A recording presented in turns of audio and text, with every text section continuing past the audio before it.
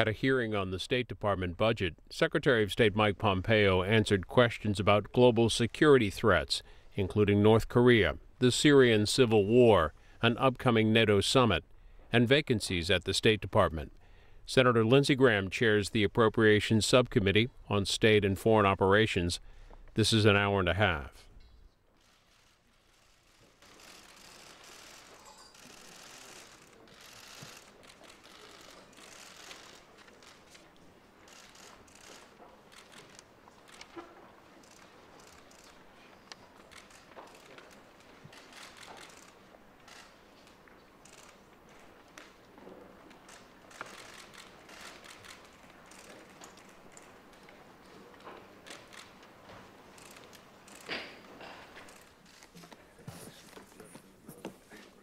Yeah, it went down big time.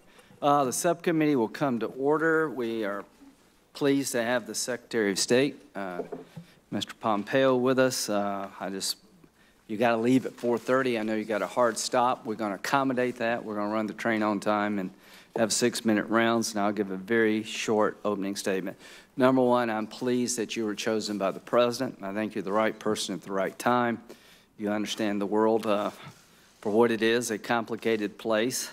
And being a former CIA director, you understand the threats. You have the President's confidence. You certainly have my confidence, and I appreciate you and your family willing to do this. And we will not pay you by the mile because I don't think we could afford it. So let's talk a little bit about this account, then we'll get into the questioning. Senator Lee and I have been doing this for quite a while, and foreign assistance is sometimes difficult to sell domestically, but I think if you don't want to be in endless wars, if you want to have more tools than just dropping bombs, it's essential we have a robust foreign assistance account. It's essential that our diplomats under your command serve safely. And to the public, I often talk about the military because they deserve it. I don't talk enough about the State Department USAID members who serve in very dangerous locations without the security footprint sometimes that we would like, but they take risk on behalf of this nation every day, and they're very much heroes, and I think you will be a good voice for their needs. Now, as to the President's budget request, is 20-something% below what we wound up doing, and because we have time constraints, these are the threats we face. Non-state actor challenges and state actor challenges really since 2011 when we implemented sequestration. Everything on that chart is in your purview. North Korea being one of the easier challenges you face. So North Korea, Iran, and ISIS is pretty good challenge. Then you just keep going to Syria, Yemen, Russia, Ukraine, Afghanistan, on and on and on. And here's what we're trying to prevent: proliferation of weapons of mass destruction. And you're an essential part of all this. I just don't see how it makes sense to cut the budget by over 20% given your portfolio. And I'll ask you one quick question in a minute.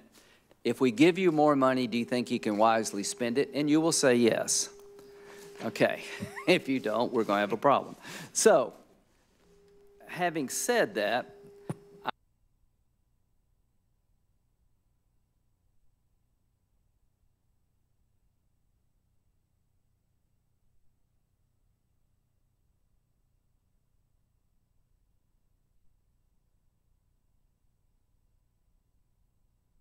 This is a weekly test of the emergency alert system.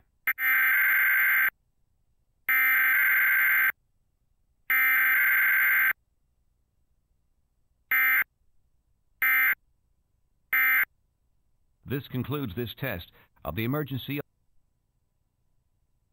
involving U.S. personnel in Cuba and China. In Cuba, the administration has repeatedly from the beginning referred to them as attacks. In China, when the same thing seemed to have happened, they were called incidents. In Cuba, a level 3 travel advisory was triggered by the ordered departure of embassy personnel. In China, the department issued a health alert and no ordered departure. You said China's responding in a way that's exactly the right response. In Cuba, we were told that they failed to take appropriate steps to protect our diplomat. What's the difference? Wasn't it the same event in both China and Cuba? Senator, that's a very good question. I don't know if they were the same events. It is the case that the medical condition, the single medical condition to date in China is, as the medical folks would say, consistent with what happened in Cuba. We're now up to 24 plus in Cuba. We do not know the source of either of these. We are continuing to investigate in both places. It is the case we have received better initial responses from the Chinese government than we did from the Cuban government and how to deal with them, but neither of those has led to a satisfactory outcome, so we can determine how to keep Foreign Service officers and State Department officials and Foreign Commercial Service officer officials serving in embassies in those two places safe. But we haven't thrown Chinese foreign diplomats out of the United States as we did Cubans for virtually the same kind of attack. At this point, the magnitude, scope, consistency, time period are different. But Senator, I am deeply aware that if we determine that we face a similar situation there, you can expect that the response that our government would take would be commensurate with the risk to our officers. My time is up, and we'll speak further about this at some point. Thank you. Senator Hyde-Smith. Thank you, Mr. Chairman, and thank you, Mr. Secretary, for being here. I, too, am very glad you're here, and you recognize the seriousness of everything that we're facing, and I have a lot of confidence there. So thank you for serving. Mr. Secretary, as you're well aware, Israel is our closest ally in the Middle East. It's a democracy surrounded by many enemies whose stated policy is its destruction. One of those enemies, Hezbollah. How would you describe the relationship between Iran and Hezbollah?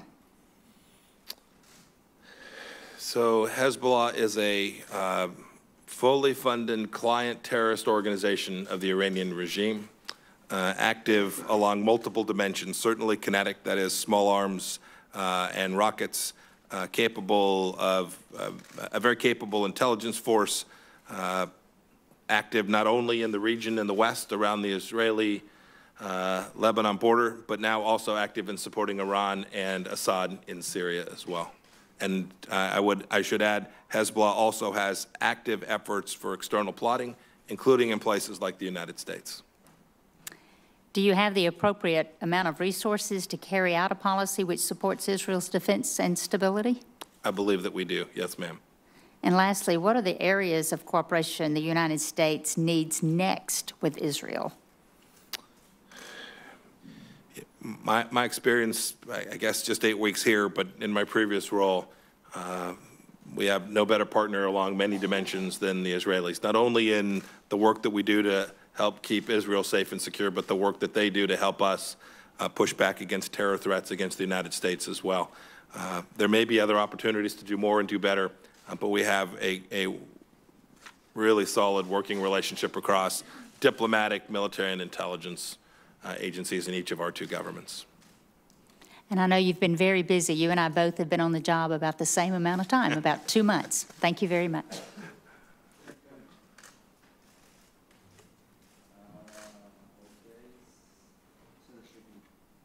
Thank you, Mr. Chairman. Mr. Secretary, thank you for being here this afternoon. I know that the administration is committed to an agreement with North Korea on their nuclear weapons that I think has been described as complete and verifiable. Is that the term that you use in talking about that agreement?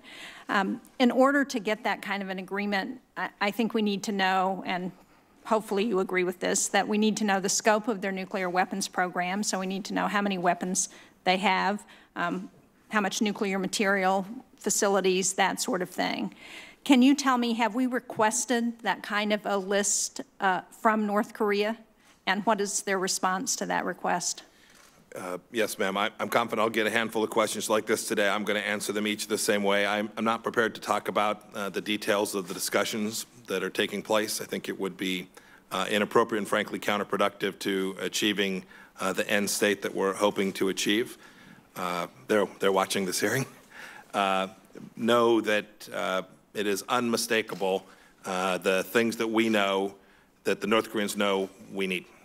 Not only from the President's summit, but from the previous encounters that I've had, There were a significant number of working level meetings that took place in multiple places, including in Panmunjom in the run-up to the Singapore summit.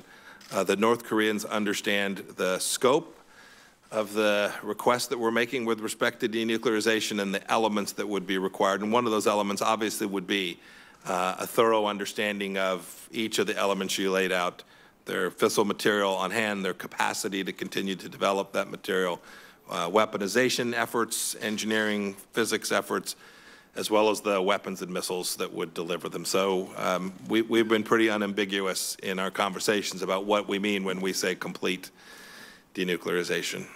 My understanding in the past in negotiations is that North Korea has been unwilling to provide that kind of an inventory of what they have.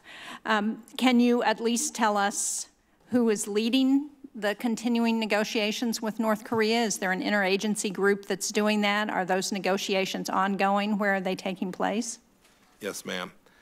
With respect to your first point, it is the case that previous efforts have not been able to achieve that complete declaration of the North Korean systems. Some small pieces, some pockets they were able to achieve. It's not been done. I now think I've spoken to most all of the folks who have gone at this problem previously. I spoke to Chris Hill just again this past week. With respect to ongoing negotiations, it's me. I'm leading the effort. It's an interagency effort. We have significant teams that stretch from our organization, multiple pieces of our organization, our proliferation experts, our Korea and Asia experts, because this is not just a U.S.-North Korea issue at the end of the day. So a broad range of State Department excellence, DOE, DOD, I'm going to forget somebody and they're going to come after me. It is a broad range, and there are NSC officials serving, helping us as well. But the effort, the negotiations at the working level are being led by my team. And those negotiations are ongoing? Yes, ma'am. I believe the fourth tenet of the agreement that was signed in Singapore had to do with returning the remains of Americans who are still missing in action from the Korean War. One of my constituents in New Hampshire runs a nonprofit that seeks to locate and repatriate the remains of Americans who are still missing. I know that the President has made some statements. Most recently, he said they've already sent back or in the process of sending back the remains of our great heroes. It's my understanding that, in fact, we have not yet received any remains from North Korea, and that in the past, the efforts to repatriate those people who died in the Korean War have been fraught with difficult challenges, let's put it that way. So can you tell me what the status is of those transfers, and are we expecting any remains to be repatriated any time in the foreseeable future?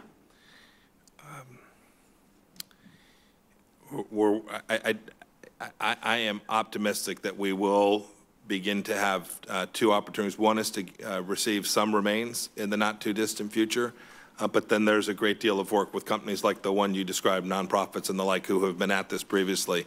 We will need to gain access for that process to begin. We are intent on denuclearization, make no mistake about it, but we are also, for all the obvious reasons, intent on doing our best to get back as many remains for Americans. There are other foreigners there as well. We've had other countries ask to participate in this too. We are dogged in trying to facilitate this as quickly as we possibly can. Thank you. I appreciate that. And just to be clear, we have not yet received any. That's correct, Senator. We have not yet physically received them. Thank you. I know that Syria has come up in the hearing this afternoon already, and I think maybe it was Senator Graham who mentioned Manbij and the situation there. Are you aware of any plans to withdraw our forces from around Manbij? No, ma'am. Let me back up. Let me say this more clearly. In the immediate future? Yes, that's correct. And conditions-based, as agreed to with the Turks. There's an outline for how we're going to execute this, what the objectives are, and how that would be undertaken jointly by each of our two countries. And so I said immediate future. How do we define that? Are we talking weeks, months, end of the year, next year? There's no timeline. It is truly conditions-based. It's when we believe we have set up political processes that can sustain the conditions on the ground in Manbij in a way that's satisfactory to each of the two sides. Thank you. Thank you, Mr. Chairman. Senator Lankford. Thank you, Mr. Chairman. Mr. Secretary, great to see you again. Hi, James. Every time I flick on the news, you're on another continent, and you're taking care of another big issue. From a grateful nation that sees a lot of the issues that are happening around the world and realize that there are many, many issues around the world, thanks for taking those on, because you have become the tip of the spear in diplomacy for taking a lot of very, very difficult issues on. So I appreciate you doing that very much. Sure. Let me bounce around several different continents with you to be able to talk through some things. Central America has been very near and dear to my heart, and I've engaged multiple times with the folks in the Northern Triangle, Guatemala, Honduras, and El Salvador. I think they're exceptionally important not only to the Western Hemisphere in immigration issues, they'll be exceptionally important. This Congress has committed over and over again dollars to that area. Vice President Biden, this was a major effort that he had for the Alliance to Prosperity. We followed through at the end of the Obama administration with funding, and we've done it 2 more times with that, have another $500 million plus going to the region again. My question is, are we doing this well? Can you track some of the metrics there? Are there things that we're doing well that you see impact, or are there things that we need to do better in what we're doing that would have a greater impact and engagement with that region? It's a great question, Senator Lankford. I don't know the answer to that. I will say we have devoted a great deal of U.S. resources to this, not only the money that you speak of, but time. The Vice President's there today, right, having conversations that aren't too different than the ones Vice President Biden had. That would suggest that we either that it would be worse absent us having done that, or that we haven't made sufficient progress. It's something I have asked my team to come back and describe to me. What we've done, which programs work and don't. We have several. We have some that fall into our PRM, others that go through USAID, others that are facilitated through DOD. We need to figure out which ones work and a path forward so that we can stabilize that region, improve their chances for democracy there, and reduce the immigration issues that bedevil us today. The requirements that we put on that money, the metrics that we require, the method of how we distribute it, any issues or concerns you have? I'm sorry? With how we're distributing the money and any requirements we're putting on them to receive it. Because, for instance, Honduras is receiving a greater amount than Guatemala is based on certification. Is that working, not working? Is that, what's your suspicion? I suspect that the conditions being placed reduce our flexibility in a way that sometimes reduces our ability to be effective. I can't answer that any more specifically today. Okay. I appreciate that. Mexican elections, let's move north a little bit here. They're coming up this weekend. Obviously, there's a lot riding on our southern partner. And what happens in those elections? What engagement do we have right now? Are we in a wait-and-see mode to see what happens and how we're going to engage? We're not in wait-and-see mode. There's too much going on. We deal with them across a broad range of issues, not the least of which are people, immigration issues, narcotics, transiting issues, as well as goods, stuff coming across. And you see that in our trade negotiations as well. Those are ongoing. I've met with from Mr. Vittigray a number of times over the course of my first 8 weeks. I expect that I will head that way before too long after the election to meet with both the current government and perhaps the whoever is elected in this. They are an important southern nation. They present lots of opportunity and lots of challenges for our country. Yeah, I agree. Let me switch gears a little bit. There is a tool, the BBG and Voice of America. I'm interested to know in our cooperation with them because they are the forward face around the world for the United States. What kind of cooperation do we see with the messaging that you would see as valuable to be able to put out as a face for America and a messaging for the American message? Much of the world gets their view of America from Voice of America and the BBG. Where is that integration right now? What needs to be better?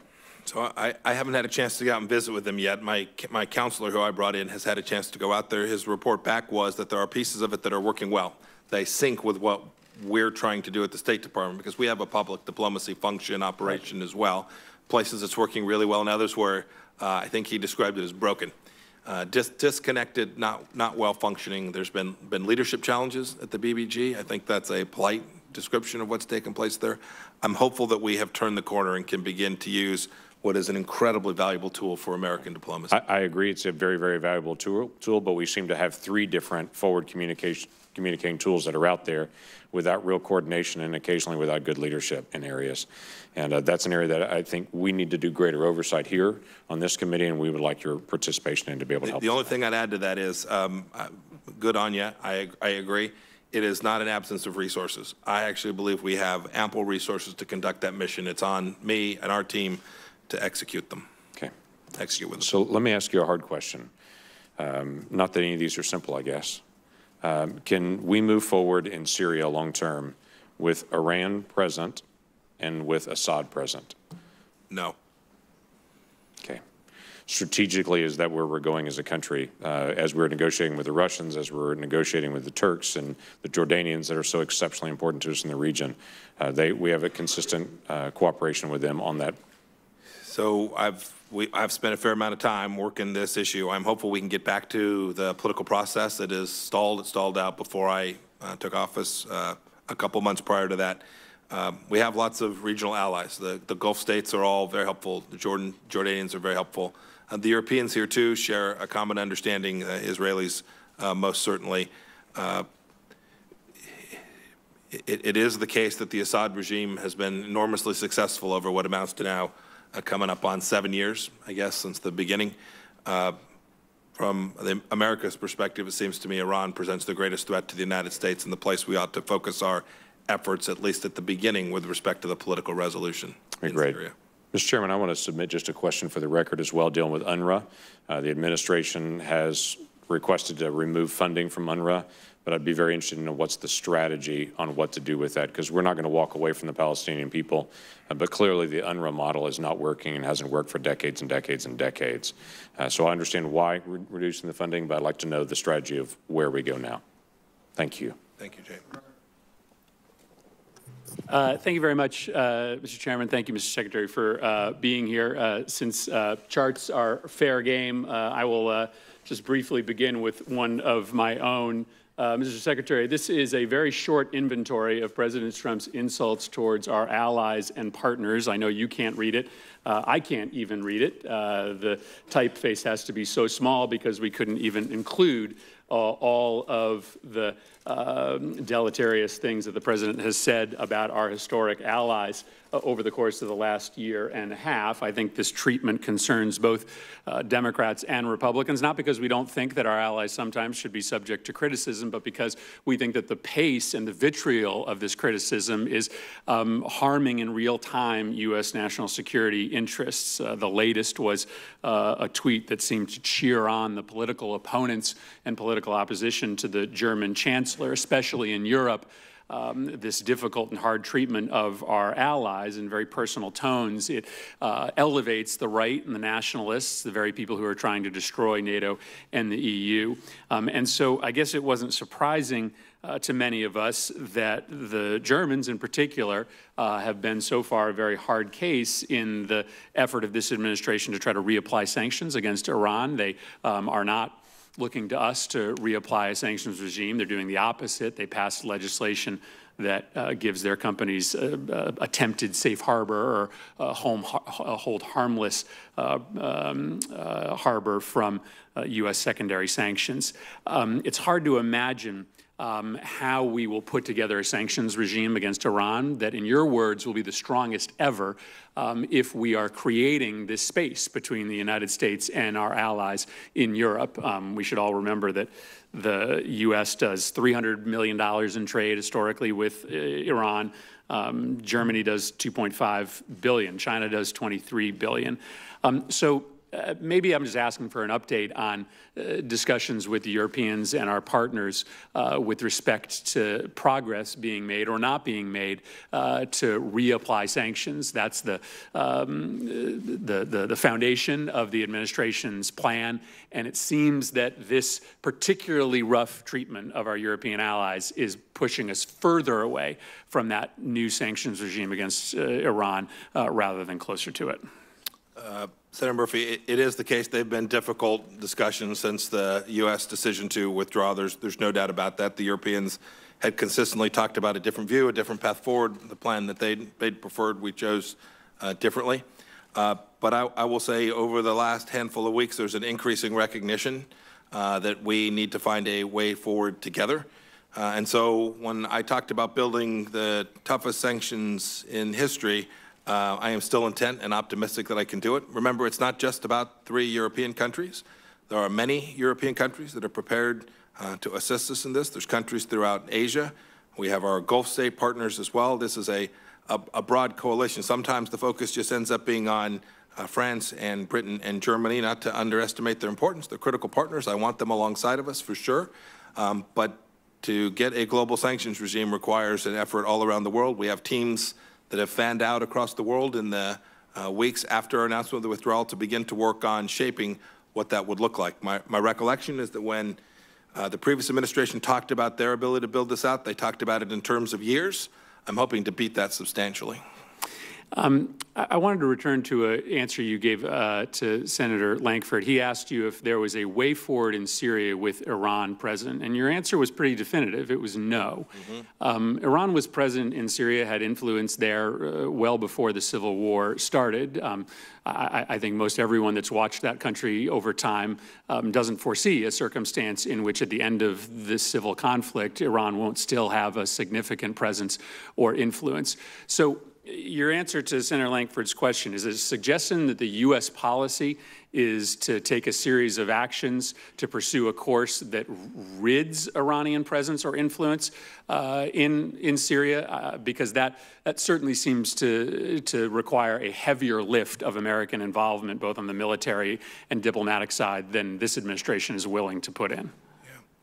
Yeah. Perhaps I was too definitive. Your factual observation about the fact that there was Iranian influence in Syria before the revolution is absolutely accurate.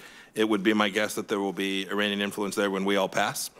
But when I'm thinking of Iran, I'm talking about units and formations and command structure and Quds Force officers freely passing through the country, fomenting and underwriting, importantly, with financial assistance, terror operations and forces in support of the Syrian regime. That's when I say Iran, I'm talking about their military capacity in a way that is very different today than it was, I think, when you were referring to 10, 15 years ago. That's fair.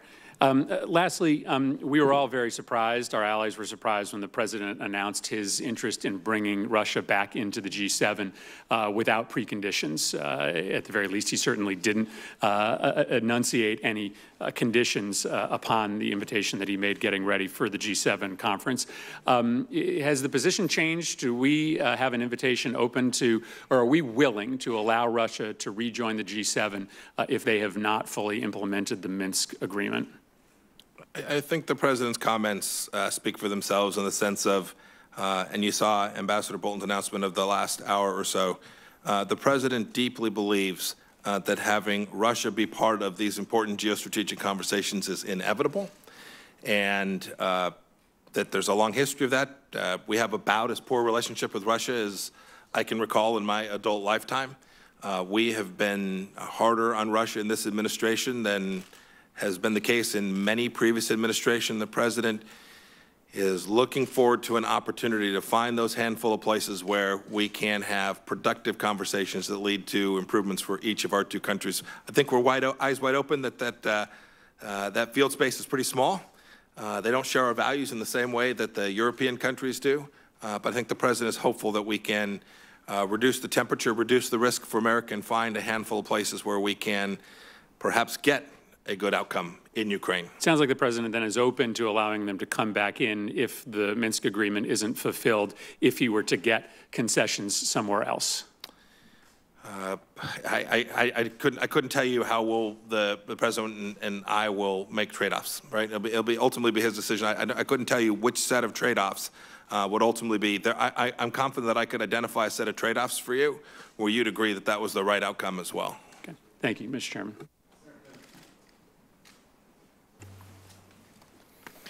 Thank you, Chairman Graham, Ranking Member Leahy, and thank you, Secretary Pompeo. Great to be with you again.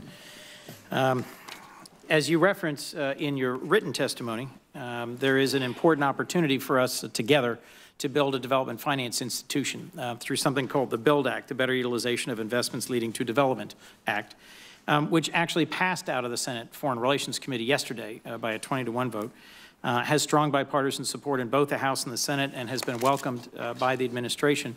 And in a late revision, the Secretary of State will be the chairman of the board of the new institution. So please tell me, if you would, how this new International Development Finance Corporation will be a tool in the toolkit for the State Department, for USAID, for our government overall to pursue development in the world, and how you see it as a component part of advancing our interests and values in the developing world.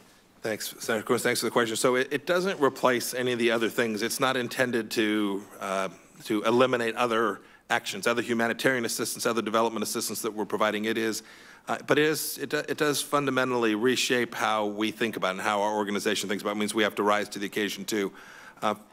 It won't be the first time, but it'll be the first time, I think, in a strategic and coherent way. We work to bring private sources of capital to bear alongside the government assistance. Certainly U.S.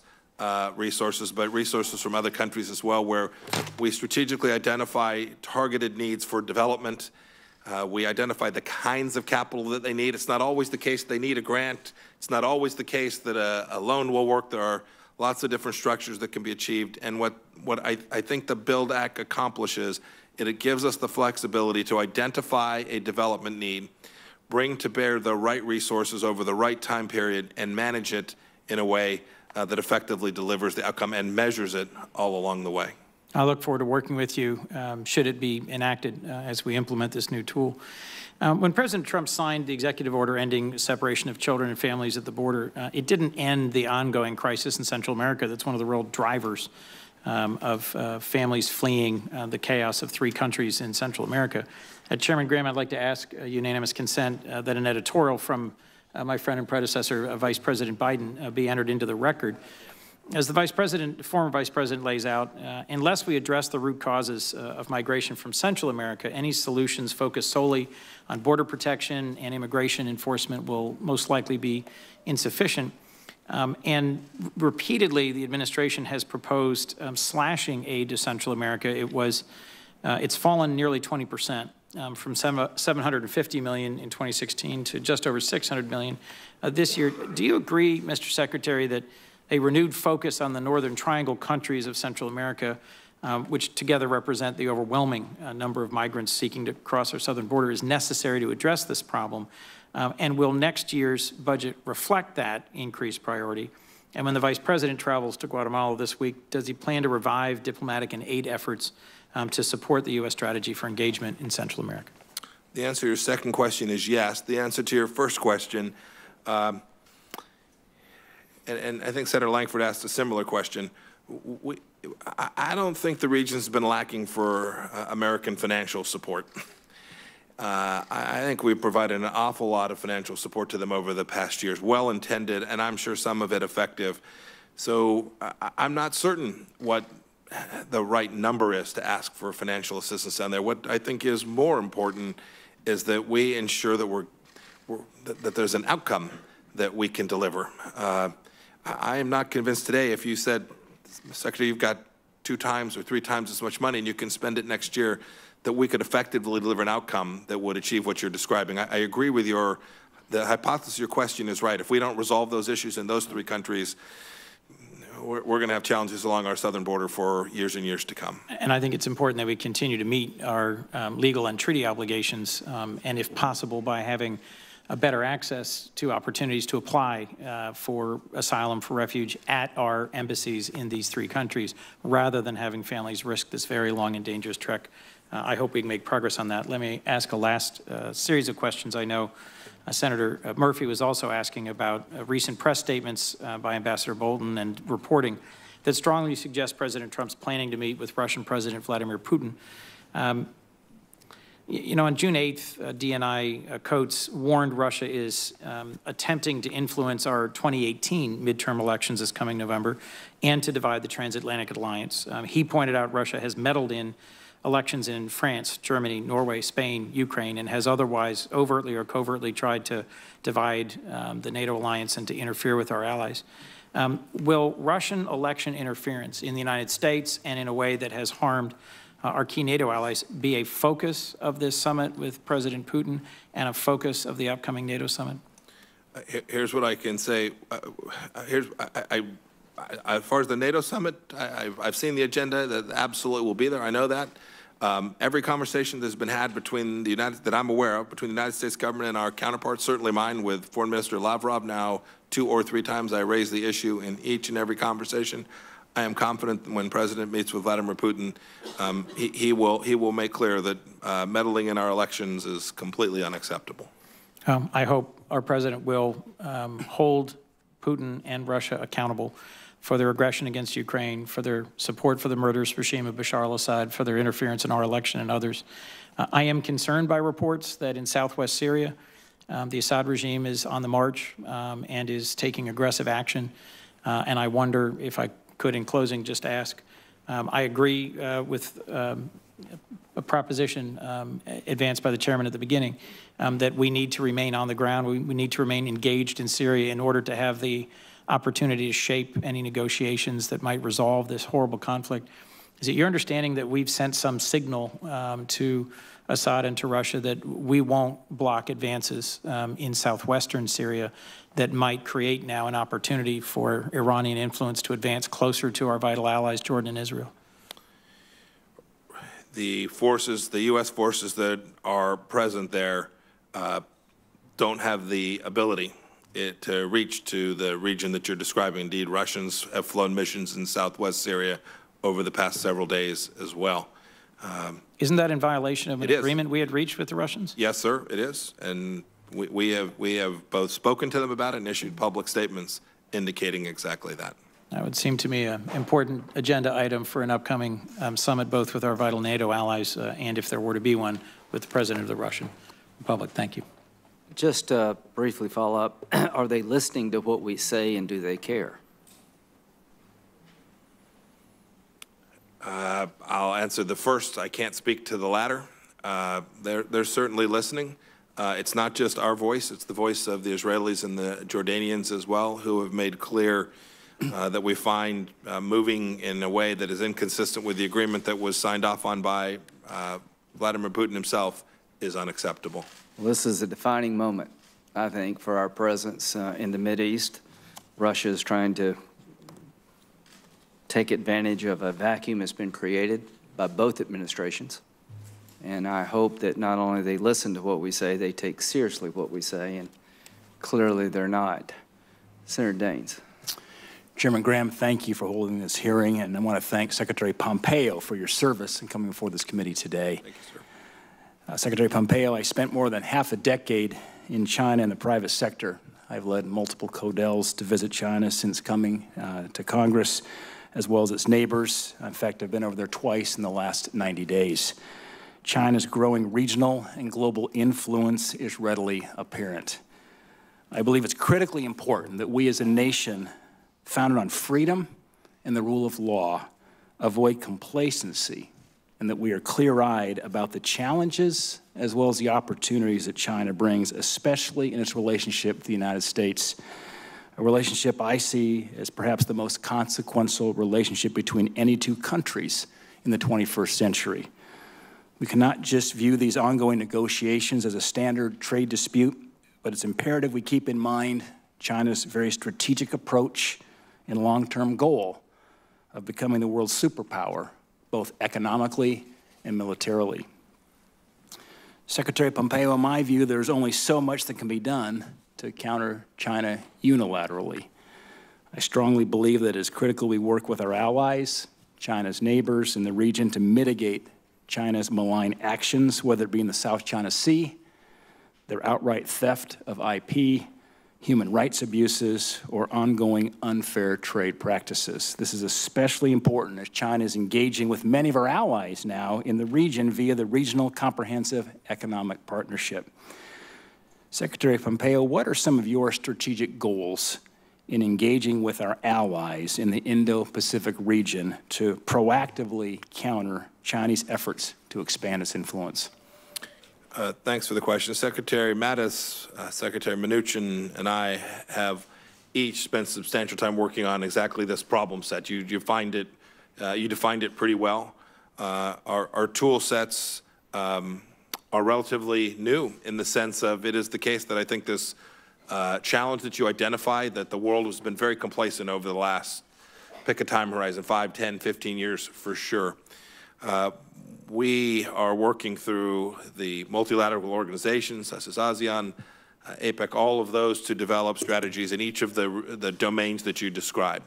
The trade domain, we're working diligently to figure out how we can develop trade relationships in a way that are fair and reciprocal for the United States, but that don't benefit China at the same time. You see what the President's doing with respect to China. Second, with respect to diplomacy, we will come next year and ask for increased resources connected to this region. I know that they did 2 years ago as well.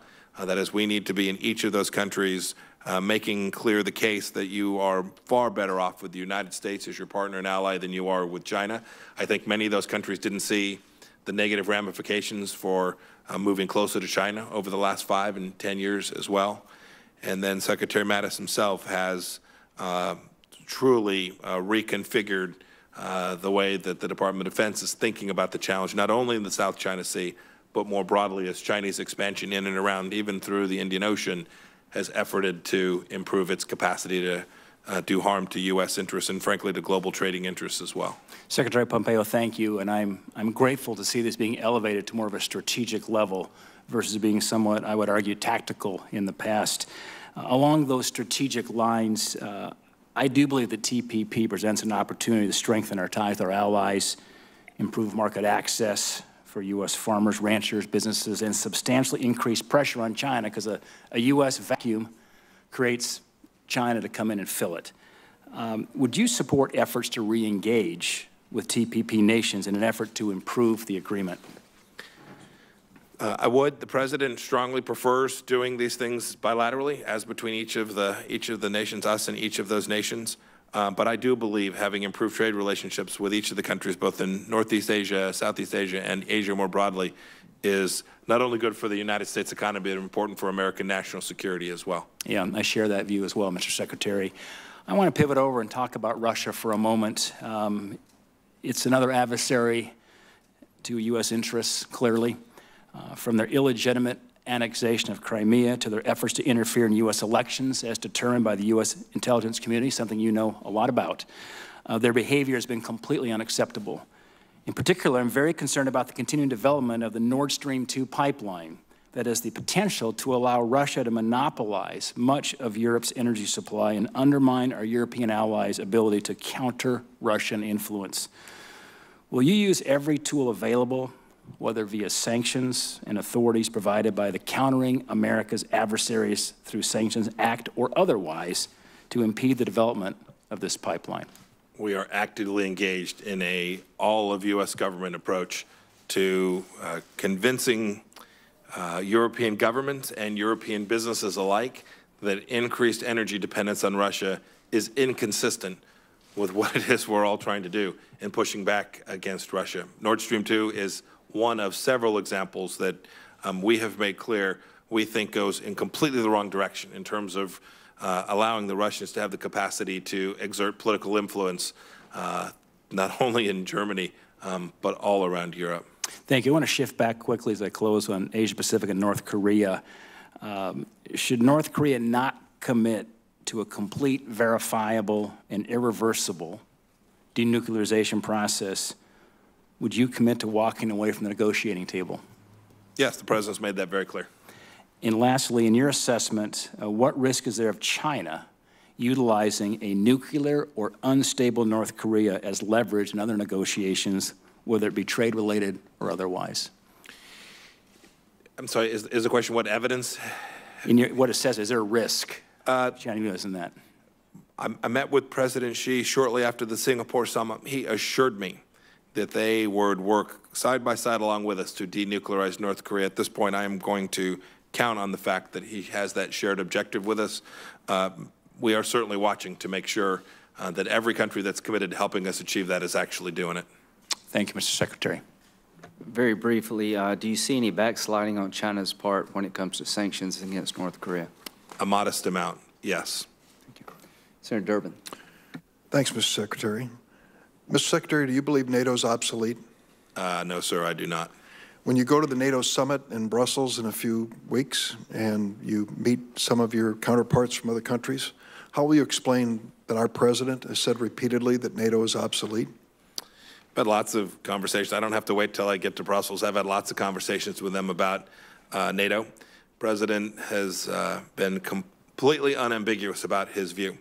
When he spoke in Warsaw, he made very clear his expectations for how we would achieve a strong, united Atlantic unity.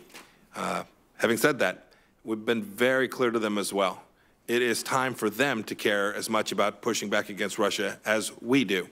And so we have pushed them to increase their willingness to support NATO forces as well. Progress has been made, but to date, they've not even lived up to their own promises. It's my understanding in the next few months, the European Union will have a meeting and will vote again on whether to continue Russian sanctions. It's also my understanding that the new Italian government has made it part of the platform of their government that they oppose Russian sanctions, and one nation can veto the sanctions regime of the European Union. It suggests, unless something we can't predict happens, that the European Union will lift its sanctions on Russia in a short time. Is that your understanding? I'm more optimistic than you are. I am very hopeful that as we continue to engage with the Europeans and the Italians in particular, we can convince them that this sanction regime is important to achieving outcomes that are in the best interest of Europe and Italy in particular. Well, I hope you can. We're hard at that effort already. I sincerely hope you can, but I would have to say that when you look at our foreign policy today, is it true or not true that we reject the Russian invasion and occupation of Crimea? I want to make sure I don't answer a double negative. We reject that occupation. And we reject the Russian invasion, occupation of Eastern Europe. Yes, of course, Ukraine, yes, sir. And Georgia. Yes, sir. And we believe that there's enough threat to our NATO allies and friends in the Baltics and Poland to be spending additional sums of money for enhanced forward presence. Indeed, we in this administration has increased. This administration has increased the EDF, the advanced forces there in Europe. Do you think the suggestion of the President of rewarding Russia with membership in the G7 is consistent with what you've just said? I think this administration has been unambiguously tough on Russia. I think it is indisputable. I might raise that question about the G7 conference, but let me ask you about another topical interest on immigration at our border. Would you agree with me that it's no coincidence that we're having border challenges at the same time we're facing the worst drug epidemic in the history of our country? I'm not sure I'm prepared to opine as to the correlation between those two precisely. Stick with me for a second. Yeah. The drug gangs in Central America, the drug cartels in Mexico, have made many parts of those countries virtually lawless. Yes, sir. And the gangs are threatening innocent individuals who, in desperation, risk their lives to come to our border. That is. The reason the drug gangs are prospering is because of the appetite for narcotics in the United States and the fact that we launder millions of dollars back into those cartels and gangs from our country.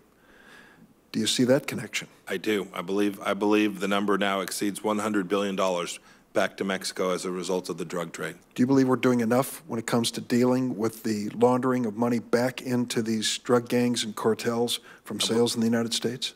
I believe that for many years we have been effective with respect to the movement of monies back and forth in between the two that have supported those cartels and that drug trade. On the demand side here in the United States, we also have an awful lot of work left to do, and our efforts to support the defeat of the narco-terrorists in Mexico have also fallen short. I think in all three dimensions, there remains a great deal of work to do. Could you address one insidious new narcotic of fentanyl and carfentanil, which is now coming into the United States and taking many lives and threatens as a synthetic opioid to be a nightmare we can't even imagine in our future? What role is China playing in shipping fentanyl to the United States? A significant role over the past years in doing that. They have agreed to work with us. I think we're in a better place now than we were even just 6 months ago. Congress has been fantastic in providing resources to the executive branch to push back against this new, truly grave threat. I visited Venezuela a few months ago, met with President Maduro, told him if he had a sham election, it wouldn't be recognized by any country in the world. and he would continue a regime which has created a state of collapse in the Venezuelan economy and incredible negative outcomes in public health. Now that he's gone through with the election, what's our next step to put pressure on him to change? We will put additional sanctions in place against the regime. We will continue our diplomatic efforts. The State Department is, we had folks PNG'd. We returned the favor to them as well. But we are continuing our diplomatic outreach to try and create conditions where that country has some hope of returning to something that looks more like a democracy that the world, I'm hesitating only because it's an enormous challenge that our tools and capacity to have an impact on have proven insufficient to date. There's one tool we haven't used, and you know what it is. We are major suppliers of oil to Venezuela. It is critical to what remains of their weakened and failing economy. Would you consider imposing sanctions to stop that trade of oil between the United States and Venezuela? Senator Durbin, the administration has looked at this a number of times. We continue to review it. There are second and third order ramifications of doing that make it a little more complicated. And I know you're aware of those too. I didn't mean to. I know you get that too. Yes, we are certainly reviewing whether there comes a point where we have to suffer the negative ramifications of doing that in a way to achieve an outcome that gets the Venezuelan people a chance to avoid the humanitarian crisis that faces them. Right, you have almost 3 million refugees leaving Venezuela. That's, I think, 30 million people, right? We're talking about almost 10% of the Venezuelan population. Thank you. Thank you, Mr. Chairman. Welcome, Mr. Secretary. Yes, sir. And thank you for your service. I'm in favor of summit meetings between the President of the United States and foreign adversaries when it advances our interest. I'm opposed to those summit meetings when it simply provides a propaganda windfall to our adversaries. And I have to say, I think the jury's still out on what happened in the summit between President Trump and Kim Jong-un. What I do know is that there's a report in the Wall Street Journal today. The headline is North Korea's rapidly upgrading nuclear site despite summit vow. I understand we'd probably have to deal with that in a classified setting, but that's a very troubling report.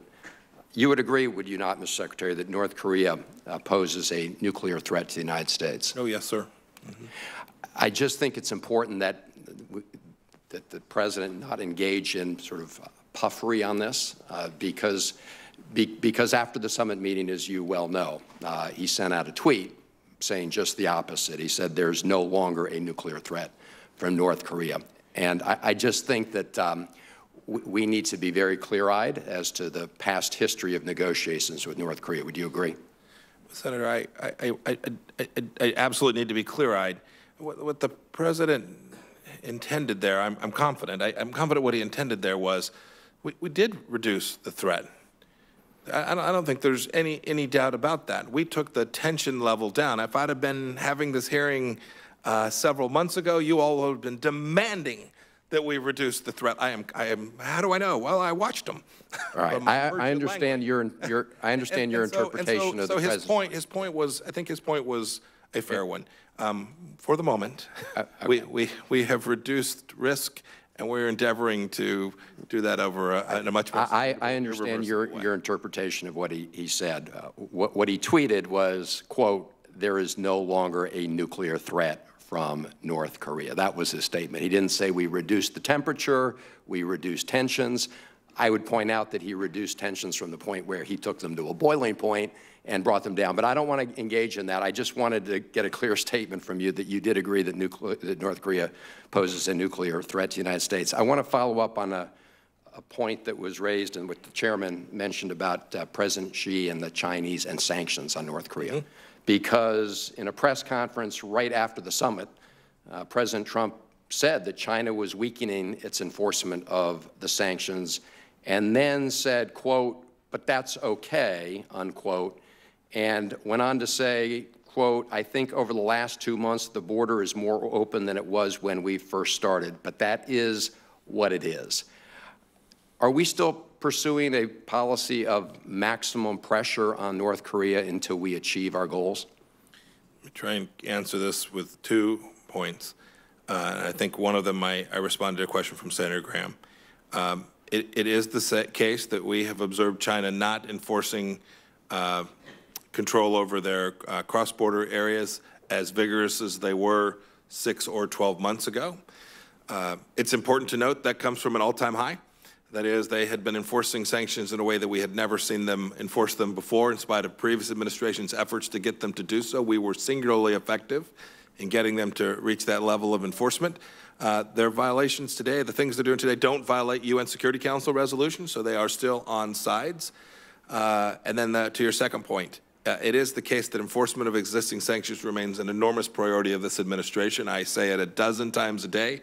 No matter who walks into my office, from what country they are from, I remind them of the importance of doing that. Thank you. And I'm glad to hear that placing maximum economic pressure on North Korea remains in place, and I agree. And I think on a bipartisan basis, we supported that. In fact, Senator Toomey and I have a piece of legislation that would further increase those sanctions and reduce flexibility even further. We think that's an important message to send. But I do think it's very troubling that at that summit, it was discovered that China was reducing the level of sanctions that it had in place before. Let me ask you about Turkey. And first, I know you agree that the Syrian Kurds have been a very important ally in our fight against ISIS, right? They have, yes, sir. And just give me your assurance that you're not going to be bullied by Turkey or President Erdogan into throwing the Syrian Kurds under the bus. No, there's no administration intention to hurl any large yellow objects whatsoever. Thank you. Yes. Let me ask you about the F-35s, because we've had a lot of testimony before the Congress from defense officials, from the administration and otherwise, that Turkey's acquisition of the Russian S-400s in combination with the F-35s would allow Russia to detect and expose potential vulnerabilities with the F-35, and that would present a national security threat. I know you testified over in the House that, quote, you were, quote, imploring, unquote, the Turks not to go forward. I think we want a more definitive statement. This committee just passed last week legislation saying that it's one or the other. We want the Turks to get the F-35. But can you tell us today, Mr. Secretary, that we will not deliver the F-35s to Turkey until they pledge they won't acquire the S-400? We've been very clear with the Turks about the risks associated with their acquisition of the S-400. I don't know what you mean by risk. I think that they will only understand a very definitive statement. We sent them one. We sent them one, and I think it's important that the U.S. government be on the same page. So I'm asking you to make a definitive statement, if not right now, which I think would be helpful, very quickly. Because as you know, there was the ceremony in Texas the same day the committee took the action here, and I think the more Turkey thinks that it can proceed down this path without a very firm, absolute statement from the United States, the more this will drag out. We just should end it and make it clear. You have to choose. You're a NATO ally. You shouldn't be doing something that puts your fellow NATO allies at risk.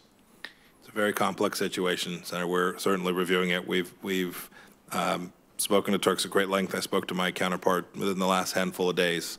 It's not just the F-35 and the S-400. The list is long. Pastor Brunson's return is paramount for us as well. I could go on with the challenges that we face. We are hopeful that the results of this election will put us in a place where we can have a set of conversations that lead us to an outcome that I think would please everyone on this committee. Now, thank you, Mr. Chairman. I appreciate the fact there's a long list. There is. And what's happening in Syria with Syrian Kurds is one. Pastor Brunson is another. But let's be really clear. Turkey has just unlawfully taken Pastor Brunson. And so I also would like your commitment that Pastor Brunson is not going to be used as a bargaining chip with Turkey for cooperation with the Turks, in throwing the Syrian Kurds under the bus, or somehow we'll say, okay, you can go ahead and get the F-35s and the S-400s. What they've done with Pastor Brunson is outrageous. And with the foreign nationals, by the way, who've worked for our embassy for years. Yes, sir. You have my commitment. These issues are separate. Thank you, Mr. Secretary. If that's the best description. We are not linking those issues in any way. Thank you, Mr. Thank you, Mr. Secretary. We're just about done. You've done a marvelous job. Just a quick wrap up here and let Senator Leahy say anything he would like. In terms of staffing, are you making progress? Yes, but not as rapidly as America needs us to. Well, anything we can do to help you, let us know. If North Korea is watching the hearing, and I hope you are, take the deal. Be good for you, be for everybody, be good for everybody. If diplomacy fails this time around, do you agree with me we're running out of peaceful options? Senator, I do, and I think at this point, I think the North Koreans appreciate that we are also serious about accomplishing the things that they've put on the table, right? The things that we've said we will do. President made a commitment with respect to the senior level joint exercises. We now have paused one of the two annual major ones, Ultra Freedom Guardian. We are following through on their commitments. It is our expectations that the North Koreans will begin to do that relatively quickly as well. And along the lines of, I'm okay with suspending exercises because you're always starting back. We train in other forms. I would not be okay with withdrawing our troops from South Korea because I think they're a stabilizing force for the region. And I don't want China to take the wrong cue here. Do you agree with the idea that our troops in South Korea are stabilizing to the region? I do, yes, Senator. We will talk to you about an initiative I'm working on with Senator Coons and Leahy and others about the Sahel. It's a region that's falling apart. We're going to spend now or we're going to spend later, and I think there's an opportunity to get ahead of the problem. We're trying to do something with Gaza because you just can't ignore that. I thank you very much for what you're doing for our country, and Senator Leahy.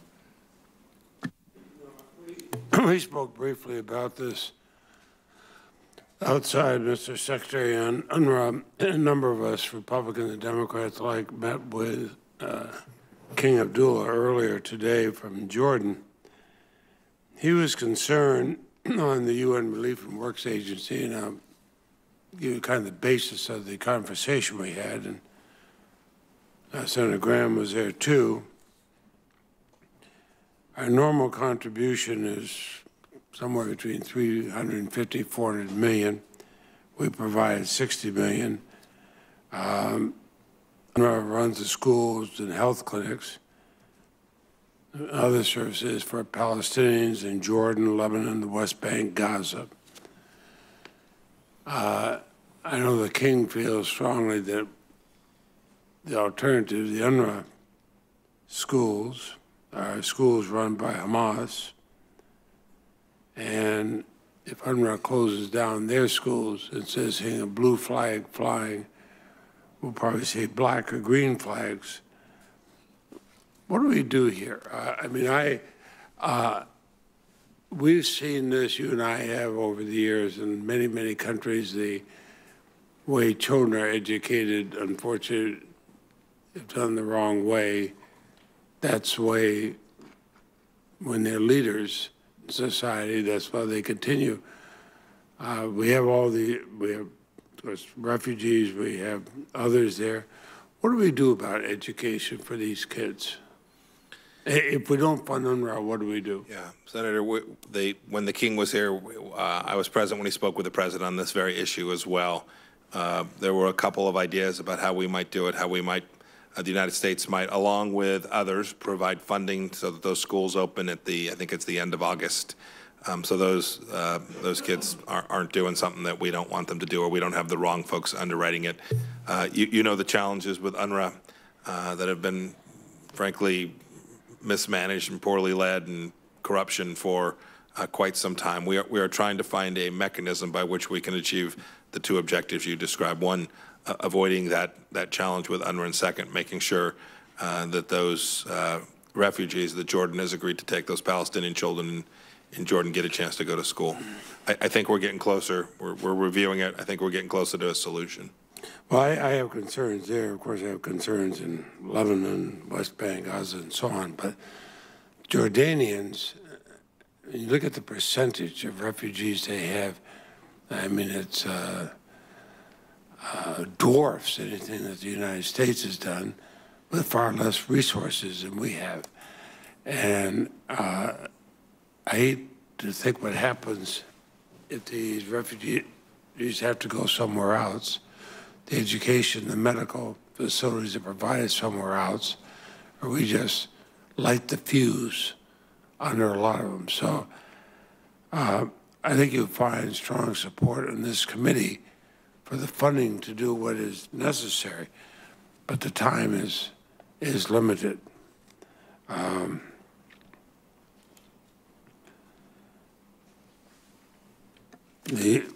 We talked about before, you've said you support the Leahy Law, and you'll enforce it. You pursue the necessary resources for that purpose. That's a law that the State Department vets foreign individuals and units to determine if they're eligible for U.S. aid. American taxpayers, I'm thinking of one case where American taxpayers were rightly concerned about aid going to a military unit in another country, among other things, were raping young boys. It's not where we want to spend money, and shouldn't. And I appreciate you said you will support it. Have all our ambassadors been told they have to support it? Yes, sir, they are. It's part of their formal onboarding training processing.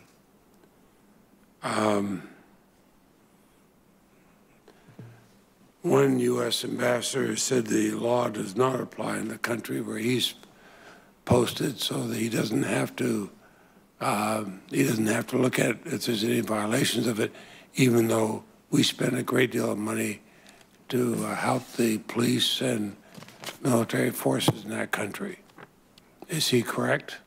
Senator, I'm not familiar with the situation. If you'll identify it for me, I will look into it. That does not sound remotely consistent with what I described to you. I appreciate that. And as we leave here, I'll tell you exactly who the ambassador is. Yes, sir. Thank you. Thanks, sir. Thank you. Yeah, very briefly. Senator Leahy mentioned the UNRWA money. There's also the issue of some of the AID funding that had been previously allocated to both the West Bank and Gaza, which, as I understand it, is being held up at the White House. I would appreciate it if you could maybe have you or a member of your team get back to us very quickly as to what the plan is on. I'd be happy to. You can clearly tell from the expression on my face I need to go find out exactly what the status is of that. I mean, it's making it's a very complicated situation, but it's making a very desperate situation even worse. The last thing I would just ask you to do, Mr. Secretary, regarding Russian interference in the elections, you've been very clear in previous testimony, not only about the past interference, but what you project to be interference in the midterm elections. In the meeting they just had, or in the press conference they just had after National Security Advisor Bolton's meeting there, the Russian advisor at the Kremlin essentially said they never interfered and they never will. What I'd like to do is I've introduced a piece of legislation, bipartisan bill with Senator Rubio called the Deter Act. And the idea is not just to try to deal with it after the fact, but put in place some very clear disincentives that would automatically be triggered if we have a finding of interference in the 28. Your team has looked at it. They think it's a little harsh in terms of the potential consequences. We'd really like your feedback as to what you think would be workable and achieve the deterrent impact, because it's easier to try to prevent the Russians from interfering in the first place than having to spend an awful, we have to defend ourselves no matter what, but we should also have a first line of defense, and that's deterrence. Senator, I agree. I think your ask is that I'll take a look at it. I'll take a personal issue. I haven't had a chance to see it, but we will provide you the feedback to that legislation substantively and as detailed as we can provide. We'll give you our real thoughts. Thank you. I would ask that subcommittee members submit any questions for the record no later than this Friday, June 29th by 2 p.m. Well done, Ms. Secretary. Thank you for your time and your patience and your candid answers. The subcommittee stands in recess subject to the call of the chair.